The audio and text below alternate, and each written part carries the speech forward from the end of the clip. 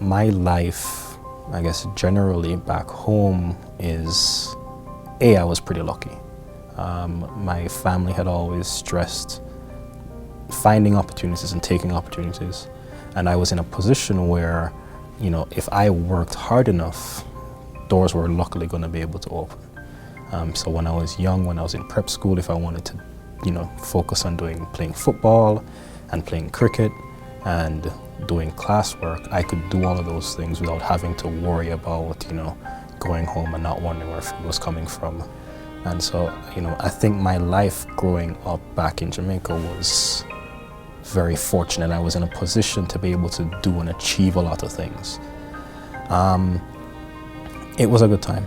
I had a good circle of friends, who were not just Jamaicans, but who came from different parts of the world. And I had had the chance to go to Boston for a summer to do some work at Harvard, to work in their genetics lab and to do some research with the college students and the grad students there. And while I enjoyed the work, while I could do the work, while I could see how the work was going to be rewarding and interesting, I realized that at the end of the day, it just didn't capture me. That I couldn't honestly see myself doing that work for a long time. And so I tried to figure out now, I was 17 years old. I had kind of thought my life was going to go in one direction. I needed to figure out something else now, and I had no idea what to do. What I did know and what I was pretty sure of was that not knowing what I wanted to do, I couldn't stay in Jamaica. So I sent out applications, one of which happened to be to McAllister in good old St. Paul, Minnesota. And the only reason I sent an application here is because one of my best friends from high school had started going to school here 2 years prior. I left everything I knew. And left my parents behind, left grandparents behind, left my brother behind.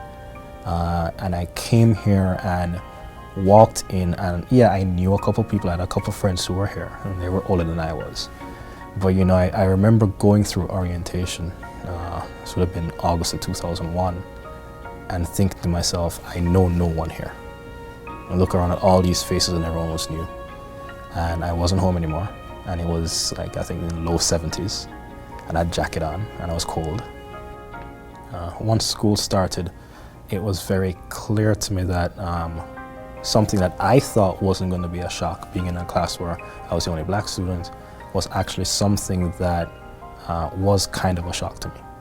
I cannot describe to you, or even begin to describe to you, how weird it was looking around and realizing for the first time in my life that the vast majority of people in here look very different than I do. And trying to work through that as you're trying to pay attention in class, as you're working through all those other things. So right now, I'm an attorney. I'm the associate director at a small nonprofit called the Legal Rights Center, where I, in addition to being responsible for all my criminal cases, I defend people charged with crimes in Minneapolis and Hennepin County. But part of the balance that I'm looking for is not just doing work. I want to be able to do other things that fulfill me in other ways, whether that's now boxing, or playing football with people in the community that I now live, or working with the nonprofit I mentioned earlier, doing things here to promote understanding between Jamaicans and Minnesotans, to raise money for different efforts that we have back on the island. Outside of that, Minnesota is for the most part home. I'm getting married next week. We just bought a house. I've managed to find a very good kind of family structure here. My family's still in Jamaica, but she has a large family, and they're all here. And so they've kind of opened their arms and accepted me. And in addition to having that acceptance at home, being able to work at the place and in a job, doing essentially what I love and really do enjoy, has been very rewarding.